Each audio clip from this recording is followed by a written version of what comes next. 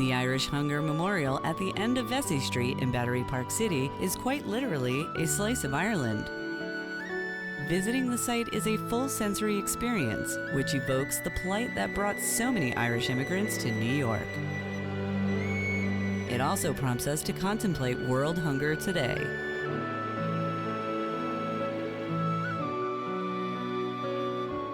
It's truly a living memorial in every sense. It's living in the sense that you see all these flowers and grasses and trees.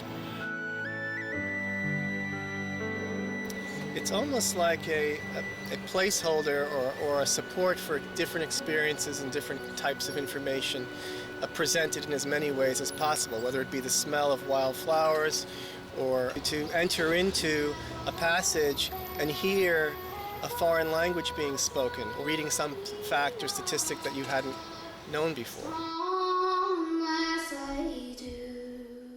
I'm from Ireland, and my aunt is from Ireland, and my cousin's obviously Irish descent, and just the fact that there's this little piece of Ireland in the middle of the financial district in Manhattan, and given what it stands for, the famine and the history of our country, it was just nice to be able to bring them here to show them. When we first won the competition, we traveled as a team together to Ireland.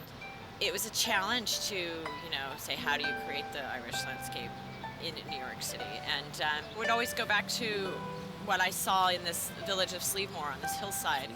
When you go to some of these villages, you find row after row after row of roofless cottage on very difficult to cultivate lands. You have this rural landscape, but that's abandoned, and so nature is creeping back in. It's a mixture of kind of hope and forlornness, so how to mimic that wild hillside on this slab of concrete in lower Manhattan was the challenge. And it's really quite extraordinary in the way in which it's constructed. The top part here is the flat of my hand, and the bottom of my arm is the entranceway coming up. So from a engineering viewpoint, that's really quite unique. And you really don't know that you're not on terra firma. You're standing on a piece of the old sod right now. Everything connected with this memorial is truly, authentically Irish. All of the plants, all of the grasses, all of the stones, the ruins down here are also from Ireland. These famine-era cottages were being torn down to make ways for roads and developments. And so we did take our time, we did due diligence, and eventually we did find the perfect house.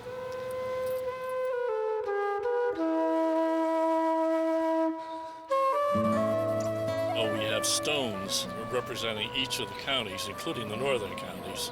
The names of those counties are emboldened on those stones. And when the Irish come here, we give them a map and they can go search for their rock, and they usually find it. But then there are some people come here who don't know anything about it, New Yorkers. And they go, what is this? Is this an old ruin? Is this an old church here? Or what is this thing? And it looks kind of wild, like nobody's taking care of it. And I said, yeah, the farmer's gone. That's the point.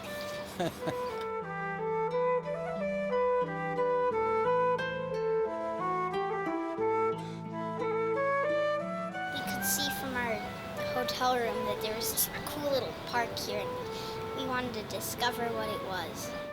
It was important to me that we understood and remembered the basics. This half-an-acre site is pretty much the bare minimum that a typical family would need to sustain itself. We were walking along the waterfront and we saw this curious structure. It looked like a monument of some sort.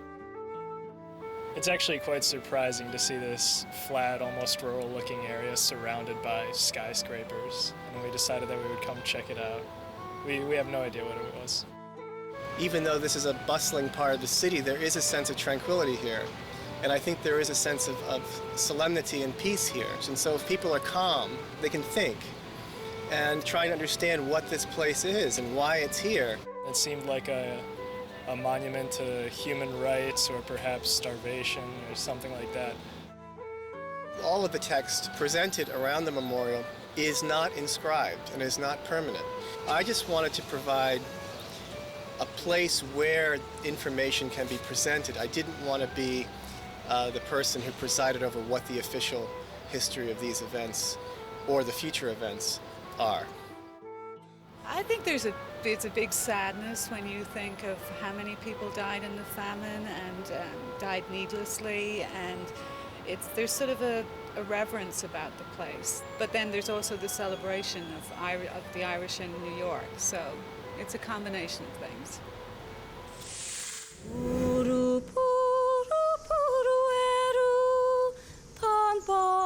Self,